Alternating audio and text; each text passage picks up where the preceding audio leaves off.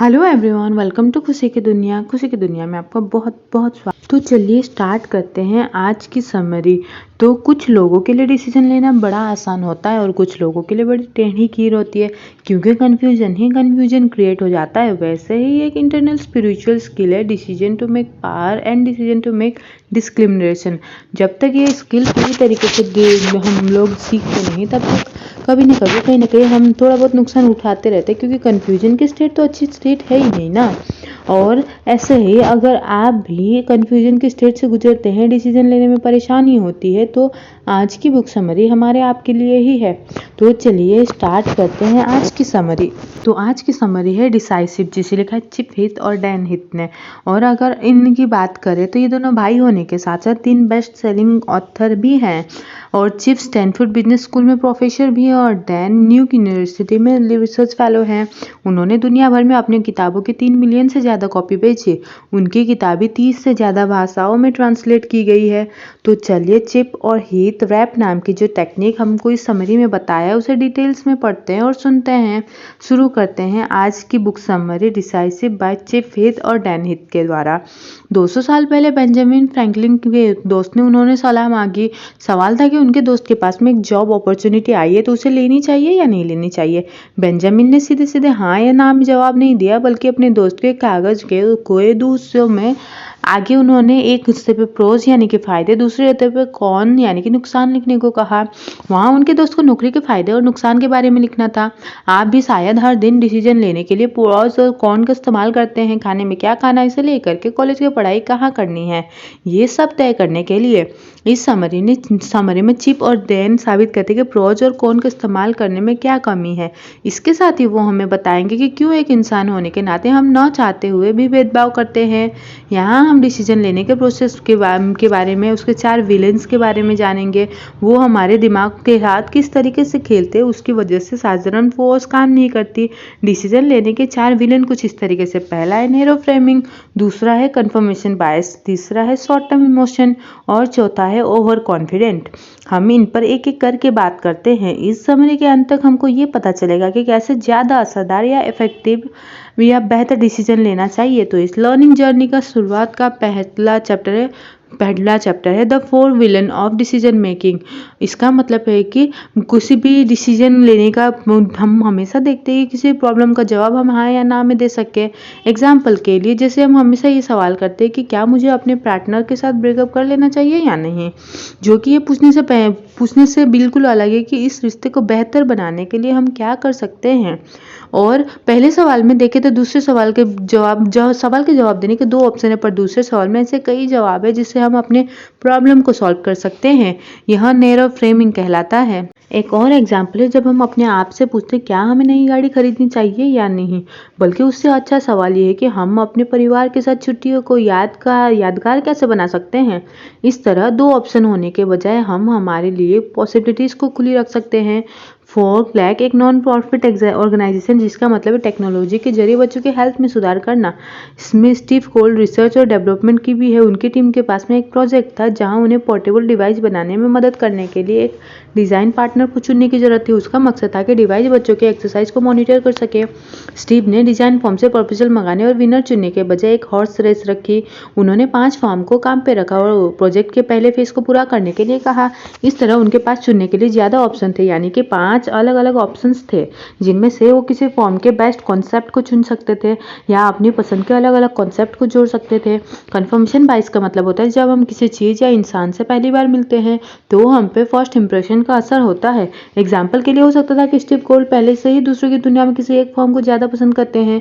Conformation biased उसे भी कहते हैं जब हम अपनी फेवरेट चीज़ को ज़्यादा इंपॉर्टेंट स्पॉट पर रखते हैं। यह सिर्फ तब होता है जब हम रिजल्ट देखते हैं कि क्यों हमारा फेवरेट सबसे अच्छा ऑप्शन है। लोग उस ऑप्शन को ज़्यादा चुनना पसंद करते हैं जो उनके प्रेजेंट बिलीफ की गोल होता है। आसान शब्दों में हम एक डिसीजन लेने वाले के रूप में पहले ही अपने पसंद के ऑप्शन को ज़्यादा पॉइंट दे चुके रहते हैं। जब हम चाहते हैं कि कोई चीज़ सच हो जाए, तब हम उन चीज़ों या फैक्टर्स पर ज़्यादा ध्यान देते हैं जो उन्हें सही बना सके। शॉर्ट टर्म इमोशन डिसीजन लेने के प्रोसेस को एक पावरफुल विलन है। हम सभी अपने जीवन में कभी कभी इसके शिकार हुए ही हैं। क्या आपने कभी भी CEO बनने का सपना देखा है? सोचिए अगर आप कभी उस पोजीशन में होते तो डिसीजन लेना कितना मुश्किल होता। हम एंड्रयू ग्रोव से सीखते थे, वो इंटेल के बहुत काबिल सीईओ है। यहाँ एक ऐसी कहानी है जिसे हम अपने डर को मैनेज करना और ब्रेव डिसीजन लेना सीख सकते हैं। एक समय ऐसा था जब मेमोरी चिप के मार्केट में लोग इंटेल को ज़्यादा पसंद करते थे। इंटेल का सबसे अच्छा प्रोडक्ट मेमोरी चिप हुआ करता था, लेकिन 1980 की शुरुआत में कंपटीशन ज़्यादा था, खासकर जापानीज कंपनियों में। जापानीज कंपनियां बड़े पैमाने पर मेमोरी चिप बनाती जा रही थी और मार्केट में उन्हें ज़्यादा से ज़्यादा हिस्सेदारी मिल रही थी। इसी बीच इंटेल की एक छोटी सी टीम ने माइक्रो प्रोसेसर नाम का एक और नया इनोवेटिव प्रोडक्ट बनाया। इंटेल को बड़ी सक्सेस तब मिली जब आईबीएम ने अपने नए पर्सनल कंप्यूटर के लिए इंटेल माइक्रो प्रोसेसर का इस्तेमाल करने का फैसला किया। जापानीज माइक्रोचिप को लेकर के खबरें और खराब होती जा रही थी। 10 सालों में उनका मार्केट शेयर 30% से 2 गुना होकर के 60% हो गया। एंडी ग्रोव का कहना था कि ये जानकर कि इंटेल वालों को इस विश्वास नहीं हो पा रहा था, उनका प्रोडक्शन रेट इम्पॉसिबल लग रहा था, लेकिन फिर भी वो सच था। इसके बाद में इंटेल में डिबेट चल रहे थे किस तरीके से इसका सॉल्यूशन निकाला जाए। कुछ मैनेजर्स ने कुछ मेमोरी के चिप का प्रोडक्शन को बढ़ाने के लिए फैक्ट्री बनाने का सुझाव दिया। दूसरे ने ऐसे हाई प्रोडक्ट का बनाने का सुझाव दिया जिससे जापानीज कंपनियां टक्कर ना दे। और समय बीतने के साथ इंटेल ज़्यादा से ज़्यादा पैसा खो रहा था। इंटेल का माइक्रो प्रोसेसर अभी और भी पावरफुल बनता जा रहा था, लेकिन कंपनी को अभी भी मेमोरी चिप की वजह से बहुत नुकसान होता जा रहा था। 1984 में एंड्रयू ने कहा कि वो बहुत ही फ्रस्ट्रेटिंग साल था। बिना जाने कि चीज़ें कैसे ठीक होंगी, हम मेहनत किए जा रहे थे, हमें काफ़ी नुकसान का सामना करना पड़ा। 1985 में एक दिन एंड्री इंटेल के फाउंडर गॉर्डन मुरे के साथ में अपने ऑफिस में थे। वो दोनों इस प्रॉब्लम का सॉल्यूशन ढूंढते और मीटिंग करते करते बहुत थक गए थे। वो अपनी खिड़की से बाहर ग्रेट अमेरिका अम्यूजमेंट पार्क के फेरिस व्हील को देख रहे थे। तभी अचानक एंड्री ने कहा, इस कंपनी से हम दोनों को निकाल दे तो अगर बोर्ड ने नया सीईओ चुना तो सबसे पहली चीज़ तुम क्या करोगे? गॉर्डन ने जवाब दिया, वो हम मेमोरी चिप के बिजनेस को बंद कर देंगे। जिस पर एंडी ने कहा, तुम हमेशा खुद क्यों नहीं करते? प्रॉब्लम को दूर से देख करके बाहरी लोगों की तरह सोच करके एंड्री और गॉर्डन ने दूर के बारे में सोचा। अब उन्हें क्लैरिटी मिल गई और शॉर्ट टर्म इमोशंस की वजह से उन्होंने खुद पर असर नहीं पड़ने दिया। ओवर कॉन्फिडेंट डिसीजन लेने के प्रोसेस का चौथा विलन है। मान लीजिए कि यहाँ लंदन है और साल है 1962। आप एक बड़े रिकॉर्ड लेवल के मालिक है और 4 जवान लड़कों का एक ग्रुप आपके सामने गिटार और रॉक एंड रोल बजा करके परफॉर्म कर रहा है। उन्होंने 1 घंटे से ऑडिशन दिया और 15 अलग अलग गाने गाए। ये लोग बड़े ही एक्साइटेड और होपफुल थे। ऑडिशन के बाद जज ग्रुप ने हमने अपना फैसला सुना दिया। मुझे इन लड़कों का गाना ज़्यादा पसंद नहीं आया। अब ग्रुप या बैंड का ज़माना ख़त्म हो चुका है, मुझे माफ़ कर दीजिए। लेकिन बाद में आपको पछतावा होता है, क्योंकि कुछ ही सालों में वो बैंड दुनिया भर में जाना पहचाना रॉक एंड रोल बैंड बन जाता है। इसमें आपकी क्या गलती है? गलती आपके डिसीजन लेने के ओवर कॉन्फिडेंट की है। हम जिस बैंड की बात करते हैं उसका नाम बीटल्स है। WRAP रैप, जिसे 4 ऐसी प्रोसेस जो डैन और चिप ने जीवन और काम में अच्छे डिसीजन लेने के लिए बनाया है। WRAP रैप यानी कि किसे कहते हैं? इस शब्द का मतलब है वो 4 तरीके जो हमको अच्छे डिसीजन लेने में हेल्प करती है। पहला है W यानी वाइडन योर ऑप्शंस, जो अपने ऑप्शन को बड़ा बनाने के लिए होता है। दूसरा है R यानी रियलिटी, टेस्ट योर अजम्पशंस, जिसका मतलब होता है रियलिटी में अपने अजम्पशंस को टेस्ट करना। तीसरा A है अटेंड डिस्टेंस बिफोर डिसाइडिंग, जिसका मतलब ये है कि कोई भी डिसीजन लेने से पहले दूर तक की सोचे। चौथा है P यानी कि प्रिपेयर टू बी रॉन्ग, यानी कि जो भी होता है गलत होने के लिए खुद को तैयार रखे। इस चैप्टर में चलिए हम सीखेंगे कैसे अपने ऑप्शंस को बड़ा कर सकते हैं, जिससे नैरो फ्रेमिंग रोकने में इस्तेमाल कर सकते हैं। विलियम स्टिमबर्ग क्विकर ओट्स बनाने वाली क्विकर कंपनी के सीईओ हैं। 1983 में उन्होंने $222 मिलियन में गैटोरेट के ब्रांड को खरीदने का डिसीजन लिया। रिपोर्ट्स का कहना है कि विलियम ने गैटोरेट को टेस्ट किया और वो उन्हें बहुत पसंद आया। यहाँ एक टेस्टी स्पोर्ट्स ड्रिंक था जिसमें कि विलियम ने तुरंत गैटोरेट को खरीद लिया था। यहाँ एक अच्छा फैसला साबित हुआ, क्योंकि गैटोरेट की मार्केटिंग इसकी ज़बरदस्त और इफेक्टिव थी, क्योंकि इसकी वैल्यू बढ़ करके जो कि $3 बिलियन हो गई थी बाद में। 10 सालों बाद 1994 यानी कि 1994 में विलियम एक बार फिर अपनी कंपनी गट फीलिंग और फिर स्नैपल्स का नाम में एक ड्रिंक को खरीदना चाहते थे। उसके द्वारा दी गई ऑफर थी, उनके द्वारा दी गई प्राइस $1.8 बिलियन थी। ये मार्केट प्राइस से बहुत ज़्यादा थी, लेकिन विलियम और बोर्ड ऑफ डायरेक्टर को बिल्कुल भी घबराहट नहीं है, क्योंकि गैटोरेट को खरीदना उनके लिए बहुत बड़ी सक्सेस साबित हो चुकी थी। एक जर्नलिस्ट ने कहा कि विलियम गैटोरेट की सक्सेस पे बहुत खुश है और इसे स्नैपल के साथ बिल्कुल दोहराना चाहते हैं। बोर्ड ऑफ डायरेक्टर के साथ अपने डिसीजन लेकर के बहुत पॉजिटिव थे, लेकिन स्नैपल डिश इतिहास का सबसे खराब डील की साबित हुई। क्वेकर को एहसास हुआ कि गैटोरेट स्नैपल बहुत ही अलग अलग प्रोडक्ट है। स्नैपल की मार्केटिंग में उनसे गलती हो गई थी। स्नैपल को नौजवानों के बीच काफ़ी मज़ेदार और ओरिजिनल प्रोडक्ट की तरफ देखा जाता था, लेकिन क्विकर ने उस इमेज को बर्बाद कर दिया। स्नैपल की सेल्स बहुत कम हो गई थी। विलियम और बोर्ड को हड़बड़ी में एक डिसीजन लेना पड़ा। लोन की वजह से कंपनी नुकसान में जा रही थी और इस वजह से 3 साल बाद स्नैपल को ट्रायर कॉर्प को $300 मिलियन में बेचना पड़ा। ये उसकी टोटल कीमत 1.8 कीमत डॉलर से बहुत कम थी। विलियम को इतनी शर्मिंदगी महसूस हुई कि उन्होंने सीईओ के पद से रिजाइन कर दिया। यहाँ हम देख सकते हैं कि नैरो फ्रेमिंग कितनी खराब हो सकती है। विलियम और उसके बोर्ड ने एग्रीमेंट करते वक्त सोचा ही नहीं। उनके लिए जवाब बस हाँ और हाँ ही था, हाँ या नहीं भी नहीं था। अपने ऑप्शन को बड़ा करने का मकसद ये नहीं कि आप अपने आप से सिर्फ हाँ या ना में सवाल पूछें। उसकी जगह हम खुद से इस तरह के सवाल पूछ सकते हैं, मैं अभी जिस सिचुएशन में हूँ उसे कैसे सुधार सकता हूँ, क्या इससे कोई बेहतर तरीका मौजूद है, मैं ऐसा क्या करूँ कि तरीका मेरे लिए काम कर सके, मैं अपने टीम को कैसे मना सकता हूँ, हम और क्या क्या कर सकते हैं। रैप के अगले एलिमेंट को समझते हैं, desire reality test your assumptions. अगला चैप्टर अच्छी सोच रखना, उसके ऑपोजिट सोचने के बारे में है। इन टेक्निक्स की वजह से हम कंफर्मेशन बायस से बच सकते हैं। एग्जाम्पल के लिए कपल को ले जिनकी शादी में परेशानी हो रही है। एक पार्टनर ने दूसरे को सेल्फिश कह दिया और इसीलिए वह सिर्फ अपने पति के सेल्फिश कामों को देखती है, जबकि उसका पति कुछ अच्छा करते तो उस चीज़ को देख नहीं पाते, एक्सेप्ट नहीं कर पाते। इस तरह से के सिचुएशन में एरन बेक, जो कि एक थेरेपिस्ट है, उन्होंने कॉग्निटिव बिहेवियर के थेरेपी की शुरुआत की थी।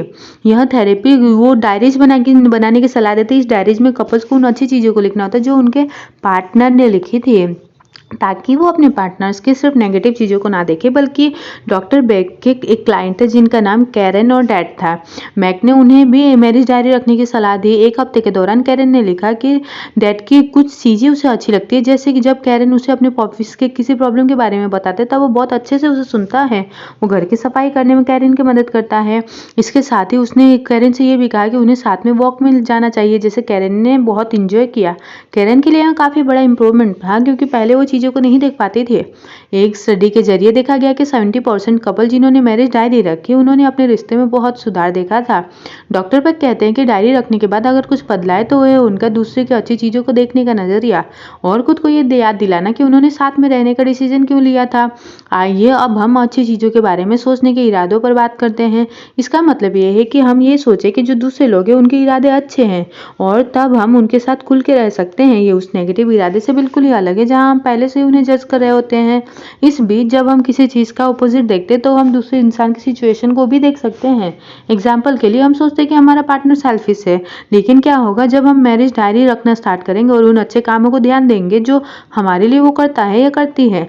यहाँ हम देख सकते हैं कि कन्फर्मेशन बायस, जो डिसीजन लेने का दूसरा विलन है, उसे कैसे बचा जा सकता है। अगर हम अच्छी चीज़ें देखें या दूसरे इंसान को एक मौका दें या हम पहले से कुछ भी खुद से ना अज्यूम करें, तब हम अच्छे डिसीजन लेने लगेंगे।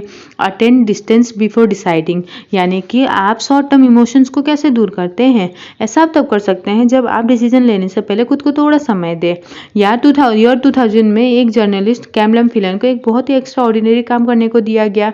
वो एक अंडरकवर असाइनमेंट था जहां उन्हें कार सेल्समैन बन के काम करना था और अपने एक्सपीरियंस के बारे में लिखना था। उन्हें वो सब तरकीब सीखनी थी जिसे सेल्समैन एक लोगों को गाड़ी खरीदने के लिए मना सकता है। कुछ दिनों बाद उन्हें लॉस एंजलिस में एक कार डीलर की एक दुकान में काम पे रखा गया। वो दुकान अपने हाई प्रेशर और सेल्स के हाई वॉल्यूम के लिए जानी जाती थी। एक दिन कैंडलर ने एक कपल को देखकर कि उन्हें गुड आर्गुमेंट लगे। जैसे ही कैंडलर ने उनसे बात की वो डर गए। डर उनके चेहरे पर साफ साफ दिखाई दे रहा था। वो गैम्बलर से इसलिए डर रहे थे क्योंकि वो सेल्समैन था और उन्हें गाड़ी खरीदने में डर लग रहा था। उस कपल को इस बात का डर था कि उन्हें उसकी पसंद की गाड़ी मिल जाए और या फिर उनसे गाड़ी से प्यार हो जाए तो अंत में उसके लिए ज़्यादा पैसे खर्च कर देंगे, क्योंकि वो बार्गेन करना या डील करना ये सब भूल जाएंगे। उस कपल को डर इस बात का भी था कि गैम्बलर जैसे सेल्समैन उनके ऊपर दबाव डालेंगे और उनके साथ धोखा हो सकता है, इसलिए उन्होंने तुरंत कह दिया कि हम लोग बस देख ही रहे थे, थैंक यू। इससे कैंडलर में ये सीख ली कि गाड़ी बेचने के बिजनेस में पहले कस्टमर को सोचना कम और उन्हें फील कराने की ज़्यादा ज़रूरत है। जॉन, जो कि कैमलर के साथ ही काम करते थे, उन्होंने कैमलर को एक इफेक्टिव टेक्निक बताई। जॉन काफ़ी अच्छे से कस्टमर के रिएक्शंस को देखते थे, जैसे कि उन्हें किस गाड़ी में इंटरेस्ट है या फिर कौन सी गाड़ी में उनका ध्यान खींचा है। फिर जॉन उन्हें ड्राइविंग सीट पर बैठने को कहते थे ताकि वो गाड़ी में बैठने के फीलिंग को महसूस कर सके। जॉन उनके जवाब पर ध्यान ही नहीं देते थे, बल्कि कस्टमर को कार को चलाकर देखने के लिए भी मना लेते थे। सेल्समैन के लिस्ट में अगला स्टेप क्या होता है। एक सेल्समैन ऊपर किसी को पूछने का नाटक करते हैं कि क्या गाड़ी अभी अवेलेबल है या नहीं। बेशक गाड़ी तो अभी तक बिकी नहीं है, तो वो कहते थे कि हाँ अभी गाड़ी तो अभी अवेलेबल है। उसके बाद सेल्समैन असिस्टेंट सेल्समैन बायर्स को मिलने के लिए ले जाते थे। ये उनके गाड़ी को बेचने का एक हिस्सा है। फिर असिस्टेंट सेल्स मैनेजर उनकी चुनी हुई गाड़ी की तारीफ करता था। अगर कस्टमर में एक मिनी बैंक चुनी है तो उन्हें ये कह करके और भी कन्विंस करता था कि उनका डिसीजन काफ़ी अच्छा है। वो उनसे कहता कि मिनी वैन एक बेस्ट सेलर कार है, बहुत से लोग इन्हें पसंद करते हैं। मिनी वैन में 7 लोग भी बैठ सकते हैं और इसकी कीमत भी अच्छी है। केंडलर ने इसे सीखा कि रूल के इस हिस्से को raising the customer excitement level कहा जाता है। इस एक समय तक गाड़ी को खरीदने के लिए कस्टमर बहुत खुश होते हैं, वो ठीक तरीके से या लॉजिकली नहीं सोचते हैं। अब जब डील पक्की होने वाली होती है तब सेल्समैन अच्छा बनने की कोशिश में मैनेजर के साथ कस्टमर को बेस्ट प्राइस ऑफर करने के लिए कहता है, जिसे गैंडलर ने जाना कि इसका मतलब कस्टमर से उसी दिन डील पक्का करने का होता है जब उनकी फीलिंग फ्रेश होती है, ताकि वो बाद में गाड़ी खरीदने से पीछे ना मुड़ जाए। चलिए और एक एग्जांपल देखते हैं। अटेंडिंग द डिसीजन, यानी कि बिफोर अटेंटिव, डिसीजन लेने से पहले खुद को थोड़ा सोचने का समय दे। और अपनी खुद की गाड़ी या कोई भी सामान खरीदते वक्त आपको यही करना चाहिए। एंड्रयू हेलम कनाडा के एक हाई स्कूल में इंग्लिश टीचर है। वो कोई आम टीचर नहीं है। एंड्रयू अपनी सैलरी से पैसे भी बचाती है और इन्वेस्ट भी करती है। उससे भी ज़्यादा उनके ऊपर कोई भी कर्ज या लोन नहीं है। अब वो 30 की उम्र में ही करोड़पति बन गए हैं। 30 की उम्र में ही उन्होंने काफ़ी अचीव कर लिया। वो द मिलीनियर टीचर, उन्होंने बुक लिखा। एंड्रयू ने कई सारे तरीके बताए जिससे हम पैसे बचा सकते हैं। उनके पास कार नहीं थी, वो काम करने के लिए अपनी बाइक का ही इस्तेमाल करते थे। सर्दियों में वो साउथ की ओर जाने वाले परिवारों के लिए केयर टेकर या हाउस सीटर के रूप में काम करते थे। बहुत ठंड लगने पर भी एंड्रयू फीचर्स यूज नहीं करते थे, बल्कि उसकी जगह वो बहुत सारे स्वेटर और जैकेट पहनना पसंद करते थे। 2002 में एंड्रयू ने एक कार खरीदने का फैसला किया। वो एक बार भी कार डीलर की दुकान में नहीं गए, उन्होंने घर पर ही अपना फैसला लिया और क्राइटेरिया तय किया। एंड्रयू ने एक सेकेंड हैंड जापानीज कार खरीदने का सोचा, जिसमें ओरिजिनल पेंट के साथ में स्टिक पीस जो कि 18,000 मील से कम चली हो, जिसकी कीमत $3,000 से कम हो। एंड्रयू को कार के मॉडल से कोई मतलब नहीं था। उन्होंने कार डीलर की दुकान में जाने के बजाय उन्हें एक एक करके कॉल किया। उस डीलर्स उसे टेस्ट ड्राइव के लिए बुलाने की कोशिश की। वो बहुत ही अच्छी डील के बारे में बता कर जो उनके बजट के अंदर आ जाए उन्हें बुलाने की कोशिश करते थे। एंड्रयू बताते हैं कि सेल्स वर्कर्स ज़्यादा एग्रेसिव थे और उनके सामने ना जाकर के फ़ोन में बात करना उनका बेस्ट डिसीजन था। कुछ दिनों बाद एक कार डीलर की दुकान ने उन्हें कॉल किया। वो एक बुजुर्ग कपल थे जो कि टोयोटा टर्सल बेचना चाहते थे। उस गाड़ी को सिर्फ 30,000 मील तक इस्तेमाल किया गया और वो उसे $3,000 में बेचने के लिए रेडी भी थे। एंड्रयू के लिए ये अच्छी डील थी और उन्होंने उस डील के लिए तुरंत हाँ कर दी। और प्रिपेयर टू बी रॉन्ग, यानी कि क्या आपने कभी रियलिस्टिक जॉब इंटरव्यू के बारे में सुना है? आप अपने पुराने जॉब इंटरव्यू के बारे में सोचिए। आपको शायद याद होगा कि आप और आपके साथ जो एम्प्लॉयर है वो अपने आप को अच्छा दिखाने की कोशिश करते हैं। आप उस समय अपनी कमजोरियों के बारे में बात नहीं करते होते और वो एम्प्लॉयर आपको उस जॉब की डिसएडवांटेज के बारे में नहीं बता रहे होते। आप दोनों उस समय बहुत ओवर कॉन्फिडेंट और अच्छा फील कर रहे होते हैं। Call centre agent, fast food staff जैसे जॉब में काम का प्रेशर बहुत ज़्यादा होता है। इसका मतलब ये है कि ज़्यादातर लोग नए काम करने वाले काम छोड़ करके चले जाते हैं और एचआर टीम को हर साल नए काम करने वाले को हायर करना पड़ता है। कंपनियां ऐसी वर्कर के ट्रेनिंग पे बहुत पैसा गंवाते हैं जो कुछ ही महीनों में काम छोड़ के चले जाते हैं। जरा सोचिए ऐसी वेबसाइट के बारे में जो कॉल सेंटर एप्लीकेंट को वार्म करती है। जॉब अप्लाई करते समय आप वहां देखेंगे कि आपकी बातचीत हर रोज कैसे कस्टमर से होती है जो बहुत ही डिमांडिंग और छिड़े हुए होते हैं। आप उस स्ट्रेसफुल सिचुएशन में यही उम्मीद किए जाते हैं कि आप उनसे अच्छे से बात करें। आपको पैसे भी उसी समय के मिलेंगे जिसका आप कॉल कर रहे होते हैं। और वह अगर आपको पहले ही उस कमियों के बारे में पता होता है तब भी आप इस जॉब को करना चाहेंगे। अगर आप एक एम्प्लॉयर होते तो क्या आप स्ट्रैटेजी को फॉलो करेंगे? जिस प्रोसेस को रियलिस्टिक जॉब इंटरव्यू कहते हैं, इस प्रोसेस को मैक्स टिपकॉप ने बनाया जो कि एवॉल्व कंपनी के सीईओ हैं। यहाँ पर सबसे ज़्यादा जरूरी ये है कि आप अपनी एक्सपेक्टेशन को सेट करते हुए ऑनेस्ट रहें। मैक्स इसमें कॉम्फो एक रिसर्च के द्वारा पता चला कि उनकी कंपनी में नए एम्प्लॉय को हायर करने के प्रोसेस में 10% कमी हुई। इसका मतलब था कि ज़्यादातर एम्प्लॉय काम छोड़ के नहीं गए थे। रियलिस्टिक जॉब इंटरव्यू की वजह से कंपनी के $1.6 मिलियन भी बच गए थे। कमजोरियों का होना कोई बुराई नहीं है, पर उन कमजोरियों को पहले से जान लेना अच्छा होता है। रियलिस्टिक जॉब इंटरव्यू के इस्तेमाल से वर्कर्स कंपनी की कमियों को अपनाना सीख जाते हैं। इसी वजह से वर्कर प्रिपेयर्ड रहते हैं कि काम छोड़ करके भी नहीं चाहते हैं। तो कुल मिला करके रोजाना के काम हो या इंपॉर्टेंट डिसीजन हो, आप इस रैप मेथड को फॉलो करके डिसीजन लेना बहुत आसान हो जाएगा। इसी के साथ अब हम पहुंच गए हैं इस बुक समरी के कंक्लूजन पर, यानी कि टू बी पॉइंटर्स हमने पढ़े, उसको रिवाइज करने का समय आ गया है। आपने इस बुक समरी में डिसीजन लेने के प्रोसेस के 4 विलेन के बारे में जाना, जो है narrow framing, confirmation biased, short term emotions, over confident. हमने WRAP यानी कि रैप के बारे में सीखा। यहाँ वो 4 टेक्निक है जिनका इस्तेमाल हम बेहतर डिसीजन लेने के लिए कर सकते हैं। पहला, अपनी सोच को बड़ा करना है, अपने ऑप्शंस को हाँ या ना तक नहीं रखना है, अपने दिमाग को अलग अलग ऑप्शन के लिए खोलना है। दूसरा है, अपने अजम्पशंस यानी कि मानी हुई बातों को रियलिटी में चेक करना है, वो सच है या नहीं है। अपने दिमाग को नेगेटिव डिसीजन के से ना भरे, हमेशा अच्छी चीज़ें सोचने की कोशिश करें। तीसरा है, अटेंड डिस्टेंस यानी कि कुछ देर आराम करे और सांस ले, डिसीजन लेने से पहले खुद को थोड़ा सा समय दे। चौथा, इस बात के लिए रेडी रहे कि गलती तो होगी, अपनी कमियों और कमजोरियों के बारे में बात करने में कोई बुराई नहीं है, ताकि बाद हम निराश ना हो। हम रैप का इस्तेमाल अपने पर्सनल रिलेशनशिप में भी कर सकते हैं, यानी अपने पार्टनर या बच्चों के साथ में, या अपने करियर में अपने बॉस, को वर्कर्स या बिजनेस पार्टनर के साथ भी। यहाँ बहुत कुछ दाव पे लगा है, इसलिए अपनी खुशी और सक्सेस के लिए अच्छे डिसीजन लीजिए। तो आज की समरी तो होती है यहीं पे खत्म। आपको अगर कोई और समरी सुननी है तो आप कमेंट बॉक्स में मैसेज कर सकते हैं और लर्निंग्स को अपनी लाइफ में इम्प्लीमेंट करते रहिएगा। तो इसी बात पे रखिए अपना ढेर सारा ख्याल, अपने आसपास वाले लोगों का सवाल। Thank you for listening this audio.